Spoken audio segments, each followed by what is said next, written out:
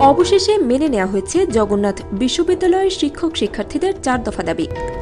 দাবি মানায় ভীষণ উচ্ছ্বাসিত শিক্ষার্থীরা মুষলধারার বৃষ্টিতে ভিজেই বিজয় উল্লাস করে হাসিমুখ নিয়ে ক্যাম্পাসে ফেরেন। শুক্রবার সন্ধ্যা 7:30টার দিকে জবি উপাচার্য অধ্যাপক ড রেজাউল করিম গণমাধ্যমকে 4 দফা দাবি মেনে নেওয়ার কথা জানান। তিনি বলেন, আমাদের শিক্ষার্থীদের দাবি বাস্তবায়নের সিদ্ধান্ত গৃহীত হয়েছে। বিশ্ববিদ্যালয়ের পরিচালনা বাজেট বৃদ্ধি করার মাধ্যমে প্রথম দাবির সিদ্ধান্ত নেওয়া হয়েছে। একই সঙ্গে আবাসন সংকট নিরসনে অস্থায়ী হল নির্মাণের সিদ্ধান্ত হয়েছে। দ্বিতীয় ক্যাম্পাসের কাজ অগ্রাধিকারের ভিত্তিতে শুরু হবে, ইতোমধ্যে তা শুরু হয়েছে। জগন্নাথ বিশ্ববিদ্যালয়ের শিক্ষক সমিতির সাধারণ সম্পাদক অধ্যাপক ড রইসুদ্দিন বলেন, এরা আমাদের জগন্নাথের জাতীয় বীর। এরা যেভাবে শিক্ষার্থীদের পাশে দাঁড়িয়েছে তা জাতীয় দৃষ্টান্ত।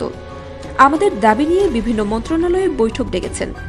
শুক্রবার হওয়া সত্ত্বেও অর্থ, শিক্ষা, পরিকল্পনা মন্ত্রণালয় এবং বিশ্ববিদ্যালয়ে কনসার্ন ইউজিসির সঙ্গে বৈঠক করা হয়।